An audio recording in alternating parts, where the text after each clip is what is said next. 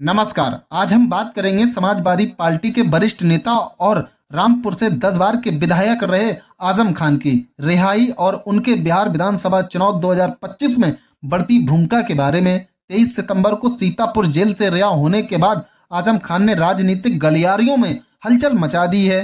आइए विस्तार से जानते हैं कि उनकी वापसी और स्टार प्रचारक बनने का क्या मतलब है और इसके बिहार की राजनीतिक जमीन पर क्या असर पड़ सकते हैं। 23 सितंबर को जेल से रिहा होने के बाद आजम खान सीधे सपा प्रमुख अखिलेश यादव के संपर्क में आए। अखिलेश ने उन्हें तुरंत पार्टी की रणनीति में शामिल किया और उनकी रिहाई को न्याय की जीत और विपक्षी की एकता का प्रतीक बताया। जानकारों के मुताबिक आजम खान की रिहाई केवल रामपुर या उत्तर प्रदेश तक सीमित नहीं है, बल्कि इसका असर बिहार जैसे महत्वपूर्ण चुनावी राज्यों में भी देखने को मिलेंगे। रिहाई के बाद आजम खान ने सरकार द्वारा दी जा रही 22+ सुरक्षा लेने से साफ इनकार कर दिया, जो उनकी सादगी और जनता से जुड़ाव को दर्शाता है। बिहार विधानसभा चुनाव 2025 के लिए आजम खान को स्टार प्रचारक बनाया गया है। इसका मुख्य उद्देश्य है मुस्लिम और यादव वोटों को एकजुट करना। बिहार में मुस्लिम आबादी लगभग 17% है और आजम खान का प्रभाव इन क्षेत्रों में काफी मजबूत माना जाता है। उनके प्रभाव का फायदा सपा और महागठबंधन को चुनाव में महत्वपूर्ण सीटों पर मिल सकता है। सियासी जानकारों का कहना है कि आजम खान जैसे अनुभवी नेता की सक्रियता महागठबंधन की रणनीति को और मजबूत करेगी। उनकी जनसभा और प्रचार अभियान बिहार में कई जिलों में बड़े प्रभाव के साथ आयोजित किए जाएंगे।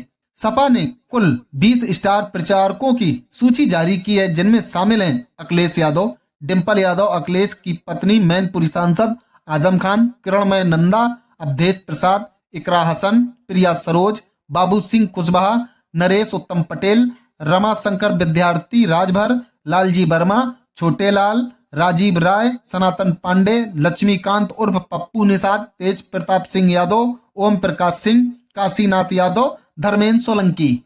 साथ ही अफजाल अंसारी का नाम भी सूची में शामिल किया गया है, ताकि पूर्वांचल और बिहार के कुछ हिस्सों में सपा का प्रभाव और बढ़ाया जा सके।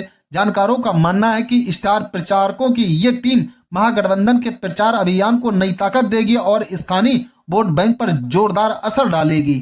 आजम खान पर 40 से ज्यादा मुकदमे दर्ज थे, जिनमें से कई को कोर्ट ने खारिज कर दिया। रिहाई के बाद उनकी सुरक्षा बहाल कर दी गई। सपा ने उनकी वापसी को नैतिक जीत के रूप में प्रचारित किया और उनका कहना है कि आजम खान ने पार्टी और नेताओं के प्रति वफादारी दिखाई है। कुछ राजनीतिक जानकार ये भी मानते हैं कि कुछ मुकदमे अभी भी लंबित हैं, जो विपक्षी दलों को मुद्दा बनाने का मौका दे सकते हैं। लेकिन आजम खान की लोकप्रियता और चुनावी अनुभव महागठबंधन के लिए बेहद फायदेमंद माना जा रहा है। सपा की रणनीति का केंद्र बिंदु है मुस्लिम और यादव वोटों का गठबंधन मजबूत करना, बीजेपी और एनडीए के खिलाफ माहौल बनाना। बिहार में महागठबंधन में सपा, आरजेडी, कांग्रेस और अन्य दल शामिल हैं। ये दल मिलकर एनडीए को कड़ी चुनौती देने की तैयारी कर रहे हैं। आजम खान को स्टार प्रचारक बनाना सपा के नेताओं के प्रति एकजुटता और वफादारी का संदेश भी देती है। राजनीतिक जानकारों का कहना है कि इस कदम से बिहार की कई जिलों में महागठबंधन की पकड़ मजबूत हो सकती है, खासकर उन क्षेत्रों में जहां मुस्लिम और यादव वोट बैंक अधिक हैं। सियासी जानकार मानते हैं कि कुछ मुकदमे अभी भी लंबित हैं, जो विवादास्पद मुद्दा पैदा कर सकते हैं। विरोधी दल इस मुद्दे को चुनावी प्रचार में इस्तेमाल कर सकते हैं। हालांकि आजम खान की राजनीतिक पकड़ और जनता से जुड़ाव महागठबंधन को फायदे में रख सकता है। जानकारों का कहना है कि बिहार में वोटरों की मानसिकता और जातिगत समीकरण बहुत अहम भूमिका निभाएंगे। स्टार प्रचारकों की सक्रियता और प्रचार रणनीति तय करेगी कि महागठबंधन कितनी सीटें अपने पक्ष में कर पाता है। बिहार विधानसभा चुनाव 2025 में 243 सीटों पर मुकाबला होगा।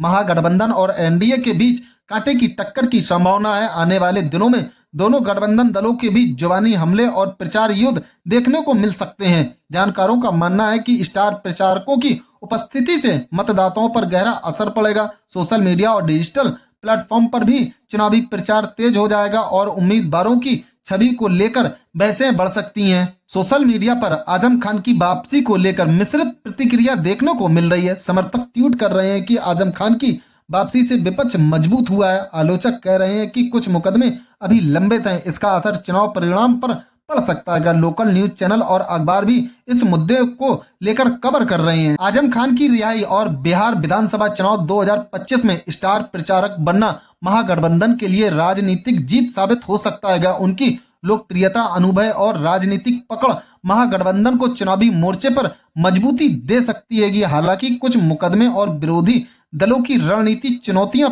भी पैदा कर सकती हैं। आने वाले हफ्तों में हम देखेंगे कि महागठबंधन और एनडीए के बीच ये मुकाबला कैसे मोड़ लेता है। दोस्तों, आप क्या सोचते हैं? क्या आजम खान की वापसी महागठबंधन को बिहार में बढ़त दिला पाएगी? अपने विचार हमें कमेंट सेक्शन में जरूर बताएं। और हाँ, अगर आपको हमारी ये रिपोर्ट पसंद आई हो तो सब्सक्राइब करें और बेल आइकन दबाना ना भूलें ताकि हर अपडेट सीधे आपके मोबाइल तक पहुंचे।